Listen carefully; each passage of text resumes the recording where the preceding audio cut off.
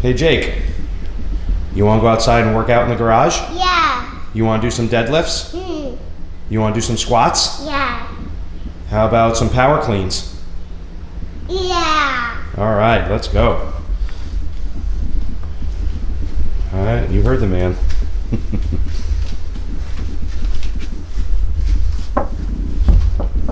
All right. Wow.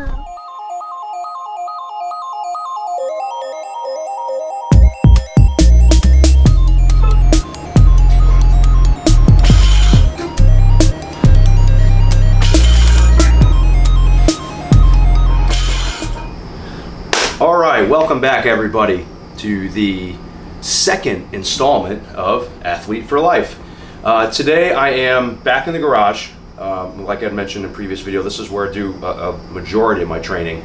So right now it is later in the day. It is like 5:30 and I was off today.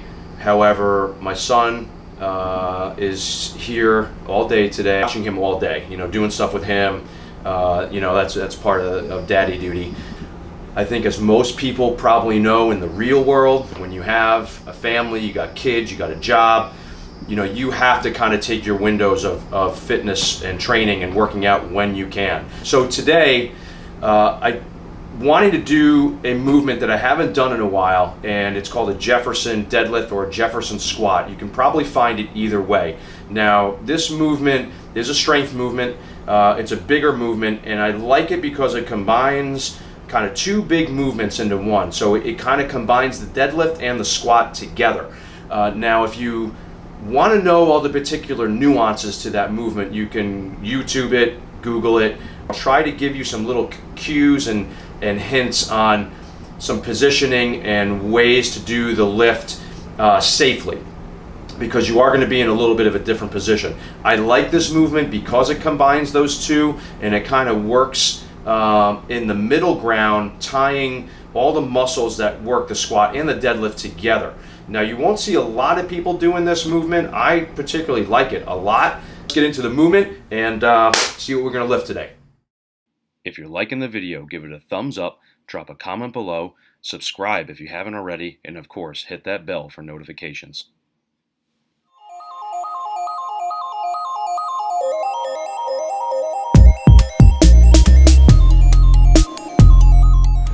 Just enough to kind of maybe push you a little bit. I'm gonna need you for the second mile. Dude, when I came back in that second mile, bro. Yeah, that's where it was just like. That's a lonely run right there. Yeah. That is a lonely run. Just like moaning, like, why am I doing this? Dude, I'm almost there. I've never felt so alone right now. Yeah, it's the worst. All right, everybody, here we're going to get into the movement now. I had already done some warm-up sets, so we're getting in here where I'm already kind of up the weight and got into some of my heavier sets. So with this movement, I'm going to do a little narration here as you see on the screen. One of the most important things is your foot positioning, and as you see, I am straddled over the bar center. Feet are at a 45-degree angle. Hands are at an altered grip, and my chest, once you get into that foot position, I rotate my chest so it is parallel with the bar. Okay, I do 5 reps on one side, and then as you just saw, I will switch and do 5 reps on the other side. And this is to stay balanced so I don't favor one side or the other. I believe it's always good to do, in a movement like this, equal on each side. So here I'm going to increase the weight again, and I'm sticking with 5 reps on each side. Total of 10 reps. And it gets kind of heavy and I have to put on some chalk. Now, going back to the movement, it's important to keep your weight focused on the mid part of your foot, and you're going to stand right up with the weight. You're going to engage your core, chest up. You're going to feel this in the legs and in part of the lower back and trunk core areas. But great exercise. Like I said, it's a tweener movement. If you like squatting, you like deadlifting, you're probably going to like this movement.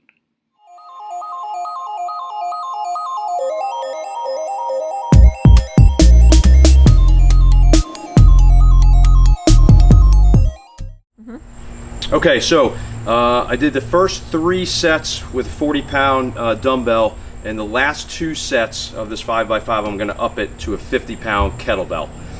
Just the 40 was a little too light. I want to increase the weight a little more, especially since I'm only doing 5 reps each leg. So let's go.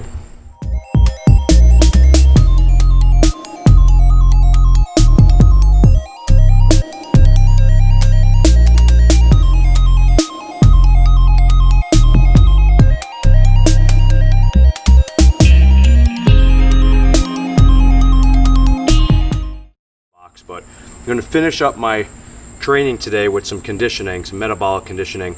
That's normal.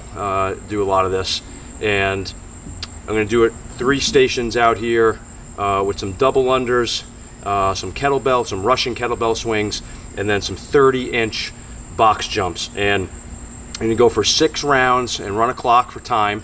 And the reps are going to be 4 box jumps, 14 kettlebell swings, and 24 double unders. So that's the reps. Should be a good one. So we'll see. It's still a little warm, but time to sweat some more. Let's get after it.